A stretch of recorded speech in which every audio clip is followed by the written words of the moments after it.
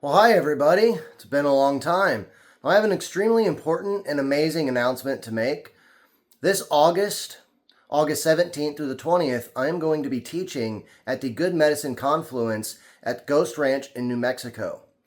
Now, if you haven't heard of the Good Medicine Confluence, I actually did a Zoom call with the organizer, Jesse Wolf Hardin, of this event.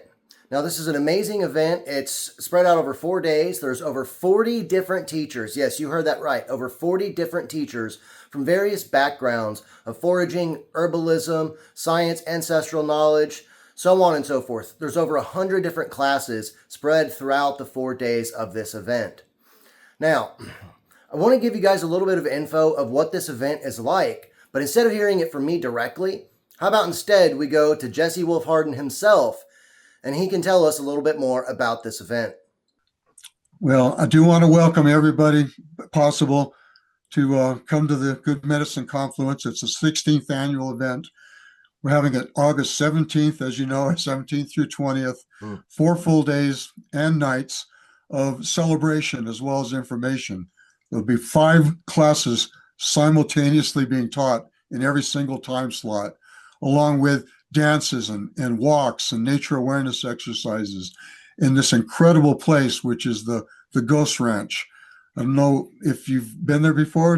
No, I've never been to New Mexico. I've wanted to go to New Mexico since I was a child, so this is also really Oh, amazing for me. well, the Ghost Ranch is pretty iconic. It's quite a bit different than my high mountain wilderness sanctuary where I live, southwest of there. But it has so many of the elements that New Mexico is known for. The land of enchantment is what they call this state. And while that's a bit of a commercial moniker, it couldn't be more true. It's like this has drawn artists, philosophers, spiritual seekers forever have come here, and especially to northern New Mexico, in order to have experiences that reconnect them with their own spirit and soul and with the earth that we're all a part of. And so this tradition, Georgia O'Keeffe painted her very voluptuous, famous flower paintings and pictures of animal bones with vagina-shaped blossoms. Yeah. And all that inspiration came out there. D.H. Lawrence hung out there, the philosopher poet from the 1930s and 40s, and it's like magnificent purple, pink landscape of rocks jutting up, and through that runs a river, and all along the river is a riparian zone, and so we are miles away from the nearest city, which is like Santa Fe, an amazing cultural center itself. Mm-hmm. Is even that's an hour away. Yeah. So you're next to the Native American reservation in a place that has been seen as not only beautiful but sacred and revelatory, for thousands of years. Yeah. So it's almost like a vision quest, an opportunity for a transformational life experience.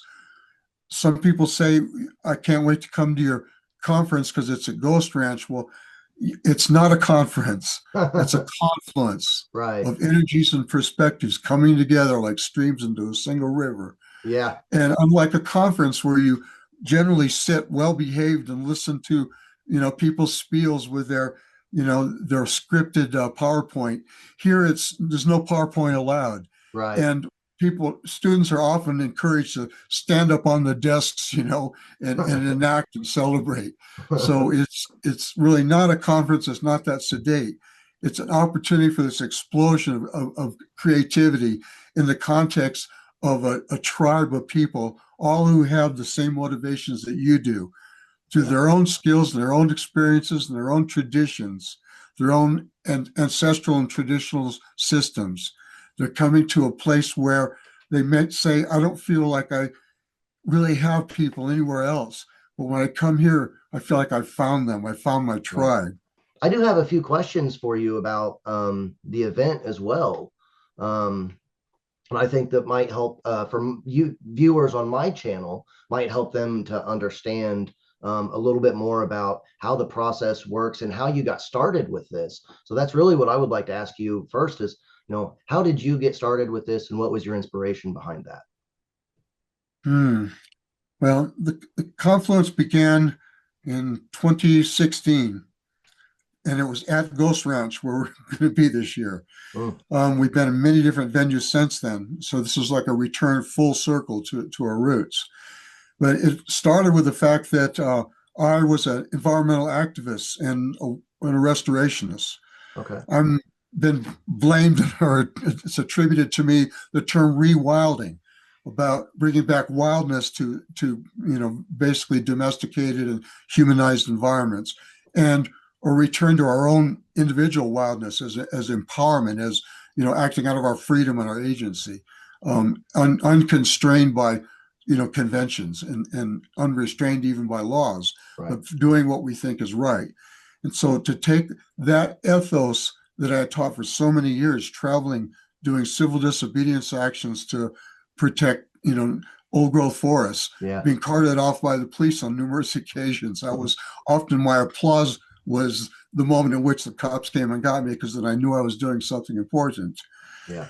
But, but throughout that, I called it a deep ecology medicine show. So already, even without any herbal training whatsoever, my sense of it was that this was a process of healing, that it wasn't just confrontation, that it wasn't just a choosing between different value systems, whether it's civilized or wild, but rather it was this opportunity to heal ourselves, each other, and the planet around us, to actually heal the dream of what it means to be a human being. When I got with my wife that I was with for years, we were together approximately 20 years. And in that 20 years, Kiva Rosethorn had, she came to me already with an herbal background. Mm. And right away, I realized that she had a gift to give and didn't know how to give it. Oh, The only conferences at that time, talking 16 years ago, were mostly in the East Coast, and there were only a few of them. There was one in the mm, Northwest, Brightonbush. But in general, herbalism was still considered too far out there. There weren't that many people practicing or studying it. yeah. So I said, well, let's start our own. Some, Somehow I thought that because I'd been on stage, 1,000 times, that was the equivalent of knowing how to put on a event. Mm, And certainly it wasn't. It's been a long learning process since. But it began as an opportunity to give a voice to her and to every plant lover and medicine lover we know of, to have this alternative environment in which to present their thing, not be stuck in the just scientific model of herbalism or medicine, not to be stuck in even just the spiritual or the new age take on it, but rather every possible take, yeah. and bringing those, as I say, tributaries together into a single confluence of purpose. And at the time, I thought it would just be 1 year event. But when so many people came up with tears in their eyes, like they did at your class, and they say, please, this is the most important thing that's ever happened to me. Yeah. I feel more alive than I ever have. I found my people. I feel affirmation in my purpose, my mission in life. I'm not just here to exist anymore. I have a mission. And Right. you have turned up the volume on Yeah. that mission. You made the music louder. And so to hear that, it was like, okay, we got to do this again for them. And then year after year, it's been the same thing. I say, well, I have a lot to take care of at my wilderness sanctuary. I can't keep up. I don't have caretakers to assist with the projects, the replanting, taking care of the structures. Yeah. We're out here 7 river crossings from pavement, all year long.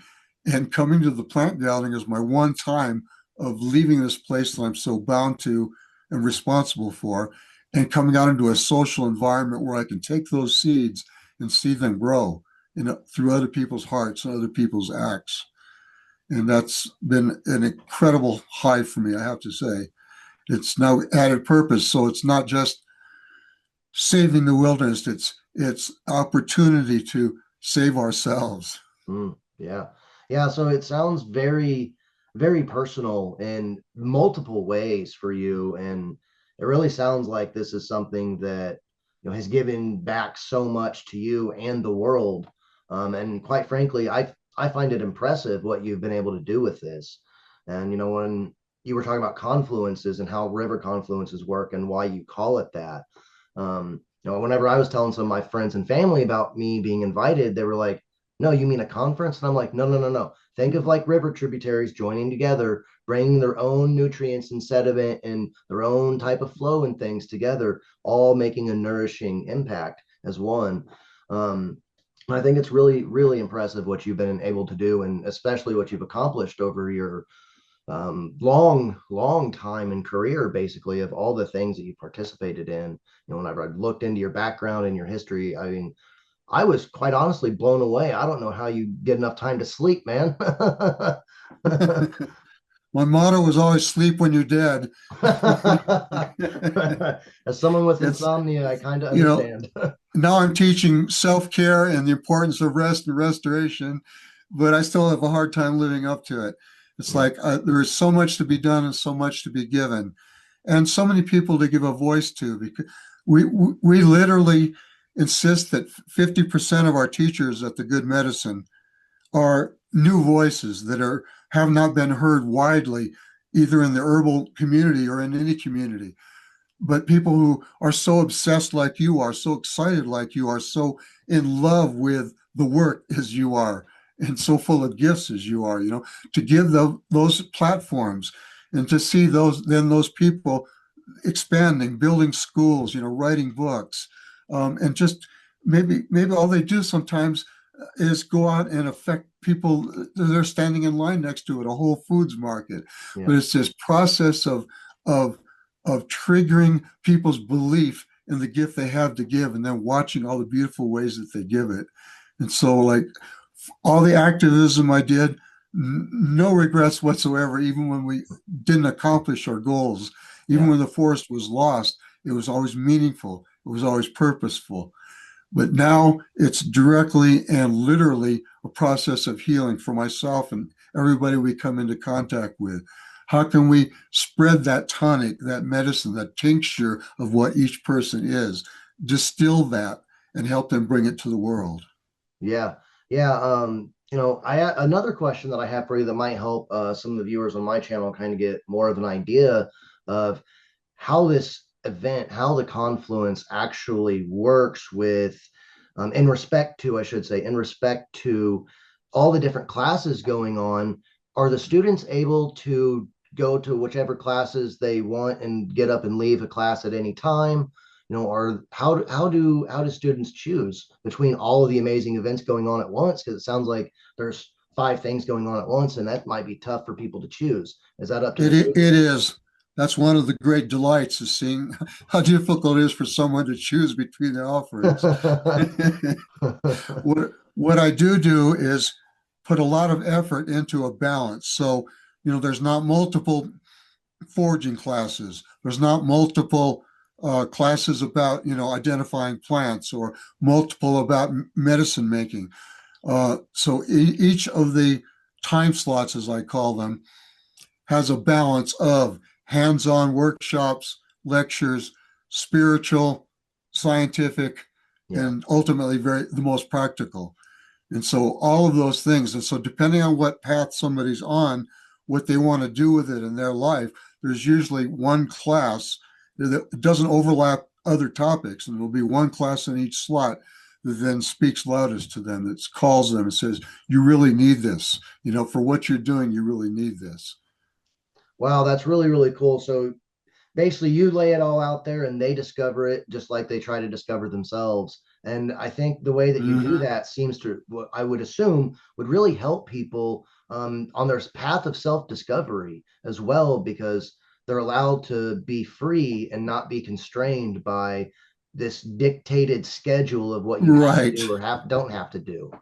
Yeah, there's no tracks, for example. It's like you don't you don't have to follow a track. You don't have to stay on theme. It's Yeah. like all these themes. It's a panoply. It's like with music, where there's all these different notes you can take. So you orchestrate. Each individual orchestrates their experience by adding different instruments, by what rhythm, by what pace they're going to take it. So it's not just what information do they want to put into their medicine bag. It's more like what notes add to the experience, to the music of this experience.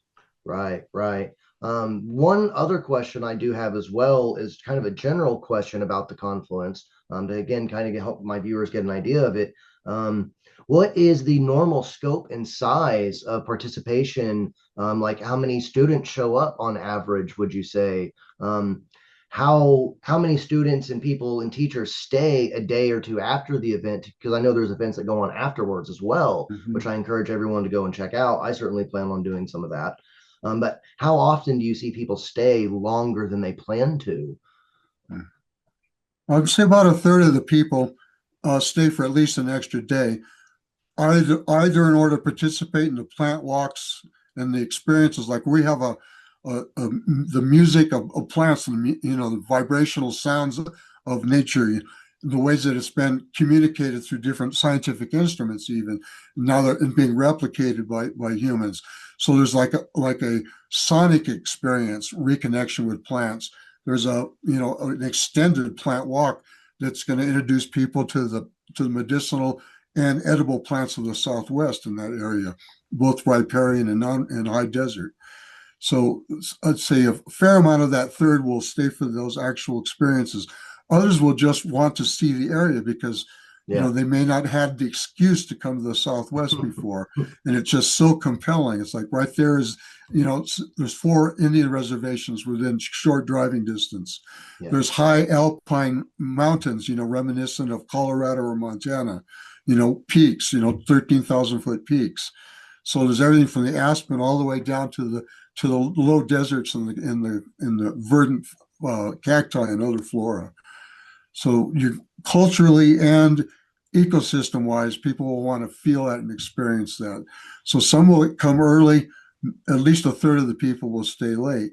Wow. We average about 300 total participation, which is nice because it's Wow. enough to draw a lot of energy. Yeah. Not so many that it becomes anonymous, generic. Right. It's not a big festival per se, and yet it's very festive. Yeah. So it's out of the 300 people, a large portion, like 40 of them, are teachers, such as yourself. So that the teachers are not brought there as something separate and put in their own camp like some conferences do, Right. but rather they're there to participate and to contribute, to be talking to, having conversations with, becoming friends with, networking with all Yeah. the attendees. So it's more this mixing of humans, from all walks of life and all different kinds of practices. Wow. Wow, that's incredibly impressive, and I think that will, once my viewers see this, I think they're going to be really even more excited to participate in this event. It's certainly incredible the fact that you've been able to reach out to so many people. I certainly am very appreciative of that as well. I think one last question to kind of finalize for my viewers on the event. How much of the event is inside or outside as far as the classes go? Well, um, there's a classroom available for each of the 5 classes. Okay. So we've rented some structures and paid quite a bit for them, and yet I'm encouraging teachers to not use them any more than they have to.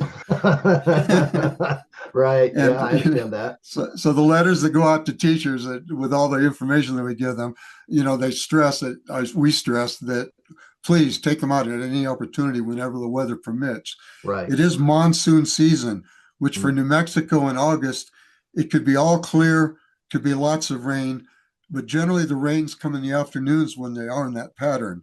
mm, So you'll have most of the day where people could be outside easily without worrying about getting wet. yeah. Later in the day, it may require that you're so excited about showing certain plants and going on a certain walk that you go out regardless. Right. But so the classrooms are there as needed, and this tremendous property is all open to us. Teachers can take their students in any direction for whatever experiences they want to put them through. There's even a spiral out there, a beautiful sacred medicinal spiral made out of rocks. Okay. That's like 20 yards across. So Wow. there's all these different places where people can be taken.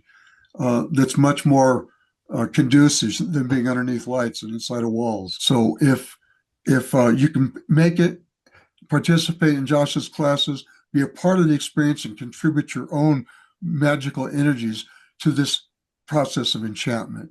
And you're all welcome, and we hope to see you there. Guys, everyone watching my channel, The one, the only, the man, the myth, the legend, Jesse Wolf Hardin. Thank you so much. Thank you, everyone.